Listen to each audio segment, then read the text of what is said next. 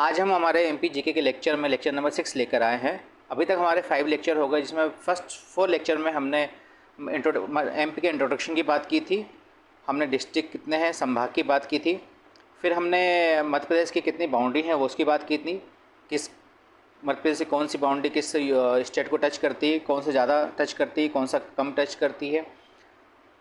इसके बाद हमने लेक्चर 5 लेकर आया, जैसे 1 to 4 लेक्चर का एक समराइज वर्जन था।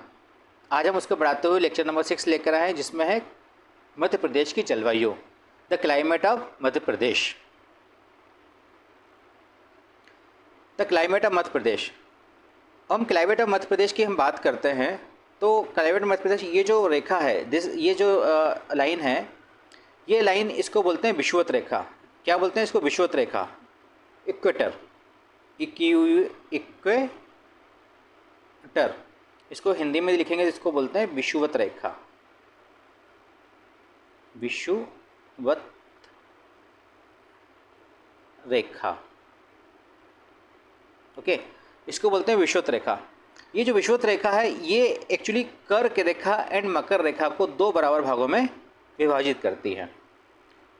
ये कर्क रेखा और मकर रेखा को 2 बराबर विभाजित करती है। जिस प्रकार से ये जो कर्क रेखा होती है और एक मकर रेखा होती है, ट्रॉपिक ऑफ कैंसर और ट्रॉपिक ऑफ कैप्रिकॉर्न, ये जनरली अर्थ के 23 1/2 डिग्री पे होती है। सेम ऐसे 23 1/2 पे ये मकर रेखा होती है, ये कर्क रेखा है और ये जो है अपनी मकर रेखा। ओके, तो जो इक्वेटर है, इक्वेटर जिसको विषुवत रेखा बोलते हैं, ये कर्क रेखा और मकर रेखा को 2 बराबर भागों में डिवाइड करती है। अब इक्वेटर पे होता क्या है? इक्वेटर पे क्या होता है? टेम्परेचर ज़्यादा होता है। ये जो इक्वेटर है ना, इसमें टेम्परेचर ज़्यादा होता है, और जो टेम्परेचर ज़्यादा होता है बिल्कुल स्टेट मिड में होता है, यहीं पर हमारा मध्य प्रदेश आता है। अब टेम्परेचर ज़्यादा होता है तो वहाँ पे क्या होता है? प्रेशर कम होता है। जो टेम्परेचर जिस प्रकार, जैसे temperature it inversely proportional to pressure, तो जहाँ पे टी ज़्यादा होगा वहाँ पे प्रेशर कम होगा। ठीक है, अब यहाँ पे टी ज़्यादा होता है, प्रेशर कम होता है, तो क्या होता है?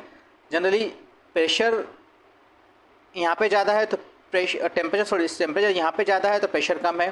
तो क्या होता है, जो यहाँ से जो हवाएं हैं, ये नॉर्थ से जो हवाएं हैं, यहाँ पे क्या होता है? यहाँ प्रेशर ज़्यादा होता है ना, और यहाँ पे टेम्परेचर कम होता है, और यहाँ पे भी प्रेशर ज़्यादा होता है। तो जो हवाएं नॉर्थ से यहाँ तक आती है, ठंडी हवाएं आती हैं, जिससे बारिश होती है और ठंड लगती है हमको, और यहाँ से जो हवाएं आती है वो गर्म हवाएं आती हैं, जिसकी वजह से वर्षा होती है और करती है। तो जो भी प्रेशर, जो भी हवाएं जो चलती है हमारी, high pressure to low pressure को चलती हैं, तो जिसकी कारण से हमारे बारिश होती है, गर्मी होती है, सर्दी होती है। और दूसरा रीज़न ये है कि जो अपनी जो अर्थ है, ये जो अर्थ है हमारी अर्थ मूव करती है वेस्ट टू ईस्ट की तरफ, वेस्ट टू ईस्ट, इस प्रकार मूव करती है अर्थ। ओके, एक तो अर्थ मूव करती है वेस्ट टू ईस्ट की अर्थ, और दूसरी अर्थ करती है अपनी ही जगह पे रोटेट करती है वो। तो इसके जो रोटेशन 2 प्रकार होते हैं अर्थ के, एक तो अपनी जगह पे रोटेट करती है, दूसरा वेस्ट टू अर्थ ईस्ट की ओर रोटेट करती है, और उसी की वजह से ठंड होती है, बरसात होती है, गर्मी होती है, और दिन रात होते हैं। ओके, अब हम बात करते हैं कि बारिश होती कैसे है। जनरली हम बारिश होने का रीज़न क्या है और किस प्रकार से बारिश होती है। तो ये जो मैप है, इसमें जनरली क्या होता है? दक्षिण पश्चिमी हवा आती है। इस प्रकार से मैं आपको बता दूं, यहाँ पे यूँ हवा आती है, यूँ, ये जो हवा इस प्रकार चलती है, यहाँ से हवा यूँ जाती है। ओके, और जो इस तरफ का जो एरिया है, जो इधर की हम बात करें, ये अरब सागर, अरेबियन सी, अरब सागर, और इधर है वे ऑफ बंगाल, बंगाली खाड़ी, बंगाल की खाड़ी। तो जब सबसे पहले जो हवाएं चलना स्टार्ट होती हैं, दक्षिण पश्चिम से स्टार्ट होती हैं। इसके बाद हवा चलती है इस प्रकार से। तो पहले जो बारिश लेके आती हैं वो ये वाली बारिश लेके आती हैं। इसके बाद जो बारिश होती है वो इस प्रकार इन हवाओं से होती है। ओके, अब हम बात करते हैं जलवायु के आधार पर मध्य प्रदेश का वर्गीकरण। The classification of Madhya Pradesh bye climate. इसको 4 भागों में डिवाइड किया है हमने समझाने के लिए। उत्तरी का मैदान क्षेत्र, नॉर्थ प्लेन, मालवा का पठारी क्षेत्र, plateau of region of Malwa, Vindhya का पहाड़ी क्षेत्र, mountain area of Vindhya, Narmada घाटी क्षेत्र, नर्मदा वैली रीजन। अभी जो एरिया है उत्तरी का मैदान क्षेत्र है, यहाँ पर अधिक सर्दी होती है। और मालवा के पठारी क्षेत्र में क्या होता है, ना अधिक सर्दी होती है ना अधिक गर्मी होती है। विंध्य के पहाड़ी क्षेत्र में क्या होता है, ना अधिक सर्दी होती है ना अधिक गर्मी होती है। सेम मालवा का पठारी क्षेत्र। तो नर्मदा घाटी क्षेत्र जो है, ना सामान्य सर्दी होती है लेकिन गर्मी अधिक होती है। इसका फिर से देखेंगे एक बार, 4 भागों में डिवाइड किया है। उत्तरी का मैदान क्षेत्र, मालवा का पठारी क्षेत्र, विंध्य के पहाड़ी क्षेत्र और नर्मदा घाटी क्षेत्र। जो उत्तरी का मैदानी क्षेत्र है उसमें अधिक सर्दी होती है। मालवा का पठारी क्षेत्र ना अधिक सर्दी ना अधिक गर्मी। विंध्य के पहाड़ी क्षेत्र में ना अधिक सर्दी ना अधिक गर्मी। और नर्मदा घाटी क्षेत्र में ना सामान्य सर्दी एंड अधिक गर्मी। अब हम बात करते हैं जो जलवायु के आधार पर मध्य प्रदेश का जो वर्गीकरण हम दिखाया गया है। ये जो एरिया है नॉर्थ में, ये उत्तर का मैदानी क्षेत्र, ओके। और जो है विंध्य का पहाड़ी क्षेत्र, समशीतोष्ण जलवायु व अधिक गर्मी ना अधिक गर्मी। यहाँ पे ये नर्मदा घाटी क्षेत्र है, नर्मदा वैली रीजन। और सामान्य सर्दी अधिक गर्मी जो नर्मदा वैली रीजन जो है यहाँ पर दिखाया गया है आपको। हम बात करते हैं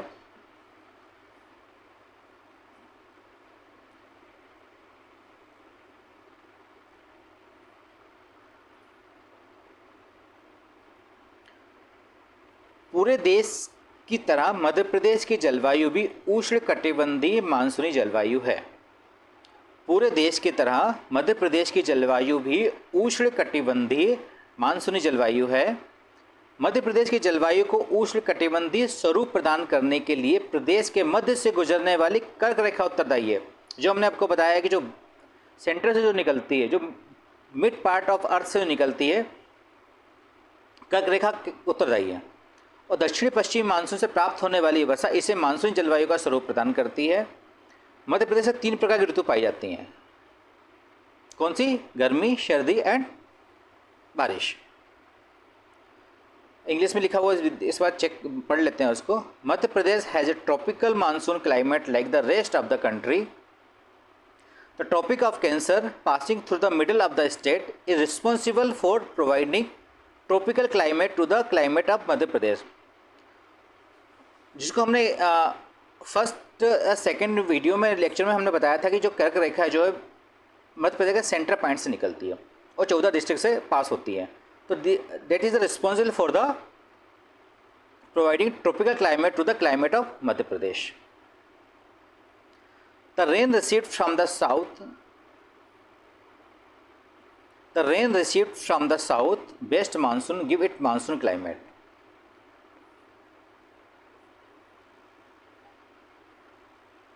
It is found in 3 type of season in Madhya प्रदेश।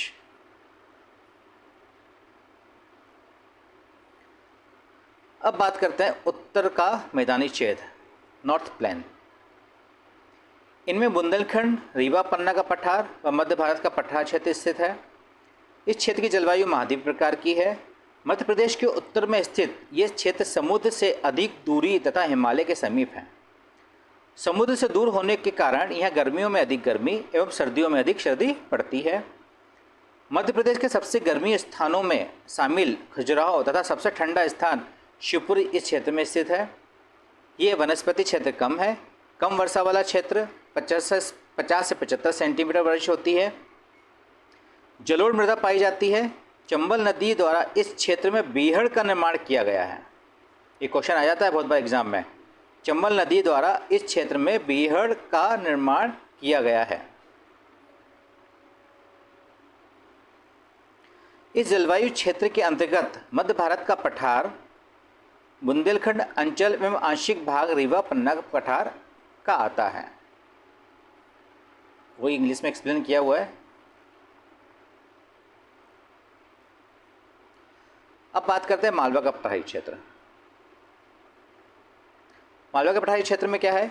ये सम जलवायु वाला क्षेत्र है। चीनी यात्री फहान ने इसे सर्वश्रेष्ठ जलवायु वाले क्षेत्र के रूप में वर्णित किया है। ये क्वेश्चन बहुत बार पूछा गया और बहुत इंपॉर्टेंट लाइन है ये वाली। चीनी यात्री फहान ने इस सर्वश्रेष्ठ जलवायु वाले क्षेत्र में वर्णित किया गया है। इस क्षेत्र में ग्रीष्म ऋतु में ना तो अधिक गर्मी पड़ती है, ना ही शीत ऋतु अधिक ठंडी होती है। यहाँ सबसे अधिक वर्षा अरब सागर के मानसून से होती है। ये सबसे अच्छी जलवायु वाला क्षेत्र है। वर्षा 75 से 100 सेंटीमीटर होती है। ज्वालामुखी से दक्कन ट्रैप का भाग है। ये काली मृदा का क्षेत्र है। इसके अंतर्गत भोपाल, देवास, उज्जैन, रायसेन, वेदा, सीहोर आदि जिले आते हैं। ये पठार गेहूं की टोकरी व चना, सोयाबीन, मूंगफली, कपास एवं जायद फसलों के उत्पादन के लिए प्रसिद्ध है। पूर्वी मालवा का औद्योगिकरण कम होने के कारण वनस्पतियों का संकेंद्रण पर्याप्त मात्रा में पाया जाता है। पश्चिमी मालवा का औद्योगिकरण अधिक होने के कारण वनस्पति विहीन हो चुका है। जनरली इंडस्ट्रियल क्या कारण वहाँ के जो ट्रीज हैं, प्लांट हैं, वो काट दिए गए हैं। इस प्रकार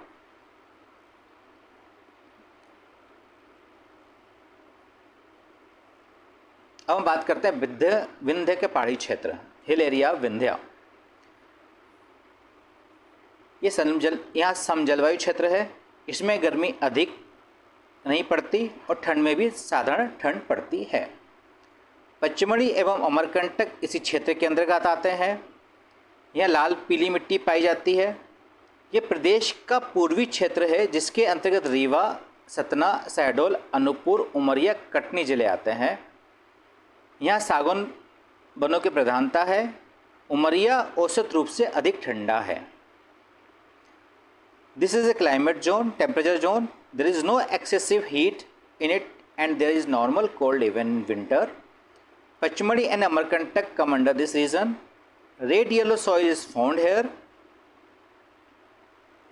This is the eastern region of the state under which Rewa, Satna, Shahdol, Anuppur, Umaria, Katni district come. Teak forest predominate here. Umaria is colder and average. Now बात करते हैं नर्मदा घाटी क्षेत्र, आगे की बात करेंगे। ये क्षेत्र कर्क रेखा के लगभग समांतर होने के कारण गर्मियों में इस क्षेत्र में तेज गर्मी पड़ती है, लेकिन सर्दियों में सर्दी सामान्य ही रहती है। इस क्षेत्र के अंतर्गत नर्मदा व सतपुड़ा की पहाड़ियाँ आती हैं। सागौन एवं इमरती वृक्ष की प्रधानता है। नर्मदा घाटी परियोजना नर्मदा घाट नदी पर गुजरात, मध्य प्रदेश एवं महाराष्ट्र की एक संयुक्त परियोजना है। इसमें नर्मदा एवं सहायक नदियों पर 30 बड़े बांध, 135 मध्य बांध तथा 3000 छोटे बांधों का निर्माण किया जाना है। ये विश्व की घाटी परियोजनाओं में सबसे विशाल है।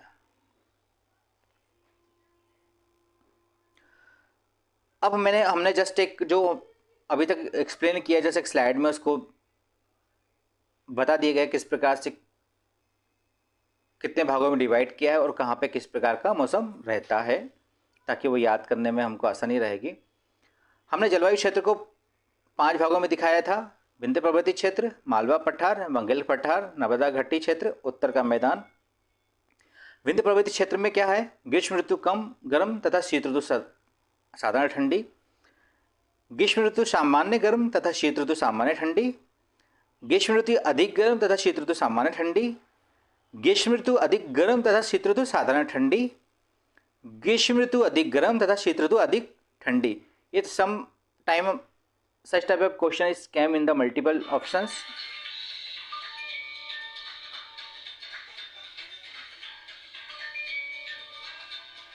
अब हम बात करते हैं मध्य प्रदेश की जलवायु को विद्वान ने किस प्रकार वर्गीकृत किया है। मध्य प्रदेश की जलवायु को विद्वानों ने इस प्रकार वर्गीकृत किया है, जो हमने आपको नीचे टेबल के थ्रू आपको बताया हुआ है। पहले विद्वान का नाम है A.R. सुब्रमण्यम तथा T. श्रीमन नारायण 1991 में 3 भागों में अर्ध शुष्क तथा अधिक स्टेपी, गर्म शीतोष्ण वर्षा जलवायु, उष्ण कटिबंधीय आर्द्र एवं शुष्क जलवायु। आधार क्या है था उसका? तापमान एवं वर्षा के वितरण के आधार पर। दूसरे विद्वान है कोपन ने 2 भागों में विभाजित किया है, उष्ण कटिबंधीय सवाना जलवायु, शुष्क शीत मानसूनी जलवायु। आधार क्या था इनका? दक्षिण पश्चिम व पश्चिमी भाग। थर्ड थे थर्न थ्वेट, 3 भागों में विभाजित किया है इन्होंने, तर अल्पदा जलवायु, शुष्क अल्पदा जलवायु, अर्ध शुष्क जलवायु। तापमान, वर्षा और जल संतुलन के आधार पर ये सारे कंटेंट है, काफ़ी रिसर्च करने के बाद ये सब मैंने स्लाइड पे डाले हुए हैं। तो this very good content, just you prefer this all content and you get the very good marks in whatever exam you are preparing for Madhya Pradesh, MPPSC, assistant engineering, patwari. हम बात करें जो भी व्यापक एग्ज़ाम होते हैं, सारे एग्ज़ाम में ये कंटेंट आपको बेहद लाभकारी होने वाले, बहुत इंपॉर्टेंट होने वाले हैं। अब बात करते हैं मध्य प्रदेश की जलवायु को प्रभावित करने वाले कारक। जो हमने फर्स्ट लेक्चर स्टार्ट होने के पहले हमने आपको बताया था। सबसे पहले समुद्र से दूरी, भूमध्य रेखा से दूरी, वनों की सघनता, भू संरचना, पर्वतों की स्थिति, कर्क रेखा एंड पवनों की दिशा। ये कितने कारक हैं? 1, 2, 3, 4, 5, 6, 7। द 7 रीज़न है जिसकी वजह से मध्य प्रदेश की जलवायु को प्रभावित होती है। कौन कौन सी, एक बार फिर से देखेंगे। समुद्र से दूरी, समुद्र से दूरी, भूमध्य रेखा से दूरी, वनों की सघनता, भू संरचना, पर्वतों की स्थिति, कर्क रेखा एंड पवनों की दिशा। अब हम मध्य प्रदेश के ऋतु की बात करेंगे। The season of MP। मध्य प्रदेश के ऋतु को हमें 3 भागों में विभाजित किया हुआ है। सबसे पहले शीत ऋतु, विंटर सीजन, ग्रीष्म ऋतु, समर सीजन, वर्षा ऋतु, रेनी सीजन। बात करते हैं विंटर सीजन की। राज्यों में नवंबर से फरवरी तक शीत ऋतु रहती है। The state has a cold season from November to February. इस ऋतु में सूर्य की स्थिति भूमध्य रेखा के दक्षिणी में होती है, जिससे प्रदेश का तापमान कम रहता है। In this season the sun is in the south of the middle line, thereby reducing the temperature of the state। इस ऋतु को स्याला कहते हैं। ये अच्छी लाइन है साहब, इस ऋतु को स्याला भी कहते हैं। This season is called syala. ठंड का प्रभाव कर्क रेखा के उत्तर में स्थित प्रदेश के भाग पर अत्यधिक होता है। The effect of cold is excessive on the region located in the north of the Tropic of Cancer। मध्य प्रदेश में शीतकालीन वर्षा पश्चिमी विक्षोभ का परिणाम है। The winter rainfall in Madhya Pradesh is a result of western disturbance। हम इस लाइन को याद रखेंगे। इस ऋतु को स्याला भी कहते हैं, शीत ऋतु को स्याला भी कहते हैं। अब बात करते हैं शीत ऋतु के आगे की बात कर देंगे। प्रदेश में शीतकालीन में पश्चिमी विक्षोभ से होने वाली वर्षा को मावट कहते हैं, जिसमें रबी की फसलों को लाभ होता है। The rainfall from the western disturbance in winter in the state is called mawat, which benefit rabi crops. Madhya Pradesh के में सबसे कम तापमान दिसंबर एवं जनवरी में होता है। The cold wave is the highest between December and January. दिसंबर से जनवरी के मध्य ठंड का प्रकोप सर्वाधिक होता है। The cold wave is the highest between December and January. आधिकारिक रूप से शिवपुरी प्रदेश का सबसे ठंडा स्थल है। Officially Shivpuri is the coldest site in the state. अब हम बात करेंगे ग्रीष्म ऋतु की।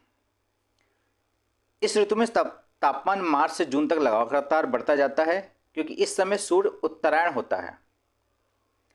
In the season, the temperature increases steadily from March to June as the sun is Uttarayan at this time। इस ऋतु को योनाला भी कहते हैं। This is a important line. इस ऋतु को यूनाला भी कहते हैं। The season is also called yunala. शीत ऋतु को क्या बोला था हमने? सियाला। ग्रीष्म ऋतु को क्या बोलते हैं? यूनाला। प्रदेश का अधिकतम तापमान मई में हो रहता है। The maximum temperature of the state remains in the month of May. Madhya Pradesh का सर्वाधिक गर्म स्थान गंजवासुदा विदिशा है। The hottest place in the Madhya Pradesh is Ganjbasoda Vidisha. इसके अलावा बड़वानी, ग्वालियर, दतिया, खजुराहो, नौगांव भी अत्यधिक गर्म क्षेत्र हैं। अब बात करते हैं वर्षा ऋतु की। राज्य में मध्य जून से सितंबर तक वर्षा ऋतु का समय होता है। The state has a rainy season from mid June to September. Madhya Pradesh में वर्षा दक्षिण पश्चिम मानसून से होती है। In Madhya Pradesh rainfall is cause by the south west monsoon, जो जनरली हमने फर्स्ट स्लाइड में दिखाया था। जो मध्य प्रदेश में जो वर्षा होती है दक्षिण पश्चिम मानसून से होती है, जो इस प्रकार जो हमने दिखाया था दक्षिण पश्चिम मानसून से होती है। यहाँ मैप था इंडिया का। राज्यों में वर्षा दक्षिण पश्चिम मानसून की बंगाली खाड़ी और अरब सागर दोनों की शाखाओं से होती है। जो हमने बताया था जिस प्रकार से इसे ये जो मैप है पूरे इंडिया का, इसमें यहाँ से अरबियन सी और ये बंगाली खाड़ी दोनों से वर्षा होती है। राज्य में वर्षा दक्षिण पश्चिम मानसून की बंगाली खाड़ी और अरब सागर दोनों की शाखाओं से होती है। The rainfall in the state in the form both the Bay of Bengal and the Arabian Sea branches of the southwest monsoon. मध्य प्रदेश में दक्षिण पश्चिम मानसून बंगाली खाड़ी द्वारा सबसे अधिक वर्षा होती है। Madhya Pradesh receive the highest rainfall by south west monsoon bay of Bengal. प्रदेश में सबसे अधिक वर्षा जुलाई व अगस्त माह में होती है। The highest rainfall in the state in the month of July and August. मध्य प्रदेश में औसत वर्षा 112 सेंटीमीटर है। The average annual rainfall in the Madhya Pradesh is 112 centimetre. Rainy season आगे बात करेंगे। सबसे अधिक वर्षा पचमढ़ी, होशंगाबाद, मध्य प्रदेश के चेरापूंजी में 199 सेंटीमीटर होती है। The highest rainfall is 199 centimetre in Pachmarhi, Hoshangabad of Madhya Pradesh, Cherrapunji of Madhya Pradesh. सबसे कम वर्षा भिंड के में मात्र 55 सेंटीमीटर होती है। The lowest rainfall is only 55 centimetre इन भिंड। पूर्वी व दक्षिणी पूर्वी मध्य प्रदेश में वर्षा ज़्यादा होती है, जबकि पश्चिमी मध्य प्रदेश व उत्तर पश्चिमी मध्य प्रदेश में अपेक्षाकृत कम होती है। In eastern and southeastern Madhya Pradesh rainfall is high, while in western Madhya Pradesh and northwestern Madhya Pradesh there is less. इस ऋतु को चौमासा भी कहते हैं। Now very good important line, इस ऋतु को चौमासा भी कहते हैं। The season is also called chaumasa. तो क्या क्या हो गया? सियाला, चौमासा एंड यूनाला। मध्य प्रदेश में पूर्व से पश्चिम एवं दक्षिण से उत्तर की ओर वर्षा की मात्रा क्रमशः घटती जाती है। मध्य प्रदेश में पूर्व से पश्चिम एवं दक्षिण से उत्तर की ओर वर्षा की मात्रा क्रमशः घटती जाती है। क्या बोला इसमें? क्या लिखा हुआ है? मध्य प्रदेश में पूर्व से पश्चिम, जब पूर्व से पश्चिम की ओर जाते हैं वर्षा कम होती जाती है, घटती जाती है। सेम दक्षिण से उत्तर की ओर जाते हैं इधर, तो वर्षा कम होती जाती है।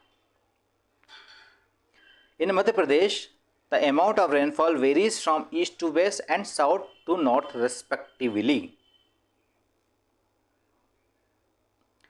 ये जो वर्षा का वितरण हमने एक जस्ट मैप के थ्रू दिखाया हुआ है। औसत वर्षा दिस रीजन में अधिक वर्षा, यहाँ पर औसत से अधिक वर्षा, कम वर्षा। ये हमने आपको जस्ट एक स्लाइड में बताया गया है कि कौन सी ऋतु किस समय आती है। भारतीय परंपरा के अनुसार मध्य प्रदेश में 6 ऋतुएं होती हैं: वसंत ऋतु, ग्रीष्म ऋतु, वर्षा ऋतु, शरद ऋतु, हेमंत ऋतु एंड शिशिर ऋतु। वर्षा ऋतु कब तक होती है? वसंत ऋतु कब तक होती है? मार्च से अप्रैल। ग्रीष्म ऋतु कब होती है? मई जून। वर्षा ऋतु जुलाई अगस्त, शरद ऋतु सितंबर ऋतु, हेमंत ऋतु नवंबर दिसंबर एंड शिशिर ऋतु जनवरी फरवरी। Madur facts. Now important facts. Very good line for exam, every exam. मध्य प्रदेश का औसतन तापमान 21 डिग्री सेल्सियस आंका गया है। सितंबर अक्टूबर माह में पड़ने वाली गर्मी की विदेश की द्वितीय ग्रीष्म ऋतु कहा जाता है।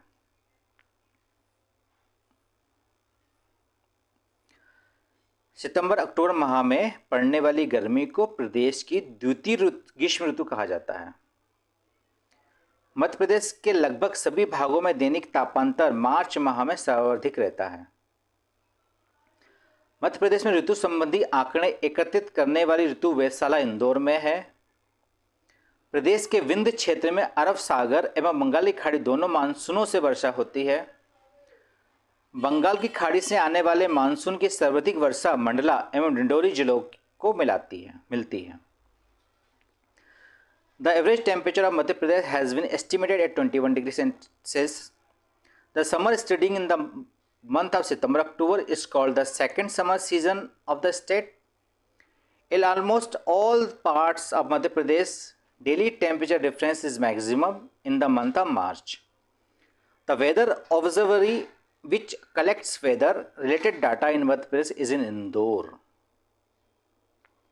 The Vindhya region of the state receives rainfall from both the monsoon of Arabian Sea and the Bay of Bengal. Mandla and Dindori district get maximum rainfall of monsoon coming from the Bay of Bengal. Jantar Mantar वेधशाला का निर्माण जयपुर के महाराजा सवाई राजा जयसिंह ने 1719 में उज्जैन में किया था, जब वे दिल्ली के राजा मोहम्मद शाह के शासनकाल में मालवा के राज्यपाल के रूप में उज्जैन में थे। मावट मध्य प्रदेश में शीत ऋतु में होने वाली हल्की वर्षा को मावट कहा जाता है। 21 जून को कर्क रेखा पर सूर्य के सीधा चमकने से उत्तरी गोलार्ध में सर्वाधिक सूर्य किरणें प्राप्त होती हैं। चूंकि मध्य प्रदेश से कर्क रेखा गुजरती है, इसलिए मध्य प्रदेश में सर्वाधिक सूर्य किरणें 21 जून को प्राप्त होती हैं। तापलहर लू प्रायः ग्रीष्म ऋतु में उत्तर भारत में चलने वाली गर्म स्थानीय हवा है। वायु के संपर्क में आने से जब शरीर का तापमान 40 डिग्री सेल्सियस या उससे अधिक होने की संभावना हो, ऐसी वायु को लू कहा जाता है। एस चंद्रशेखर वेधशाला इंदौर में राजा रमन्ना लेजर अनुसंधान केंद्र के समीप स्थित है। सितंबर अक्टूबर माह में पड़ने वाली गर्मियों को द्वितीय गर्मी कहा जाता है। इंग्लिश में पढ़ाया गया वो दिखाया हुआ है। Jantar Mantar vedhshala the vedhshala was built by Sawai Raja Jaisingh the Maharaja of Jaipur in 1719 at Ujjain when he was in Ujjain as the governor of Malwa during the reign of Muhammad Shah the king of Delhi. Mawat, the light rain that occur in winter in Madhya Pradesh is called Mawat. June 21 the northern hemisphere received the maximum number of sun rays due to direct sunlight on the Tropic of Cancer. Since the Tropic of Cancer passes through Madhya Pradesh received maximum sun rays on June 21. Taplehar Loo. Loo is a hot local wind blowing in northern India, usually in summer, when the body temperature is likely to rise to 40 degrees centigrade or more. When it comes in contact with the wind, such a wind is called Loo.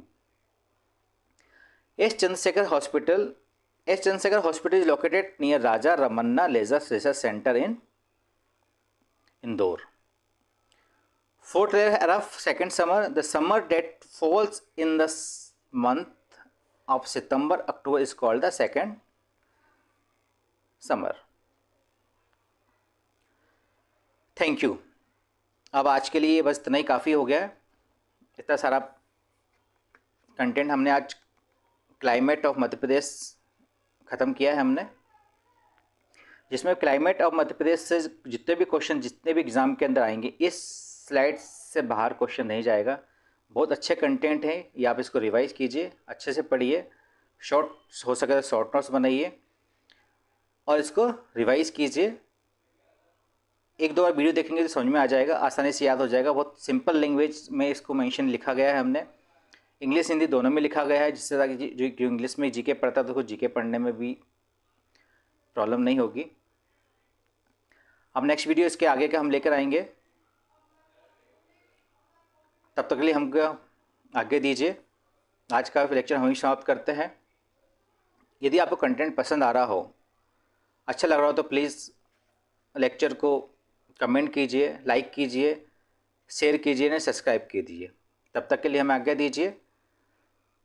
Vande Mataram, Bharat माता की जय। जय हिंद, जय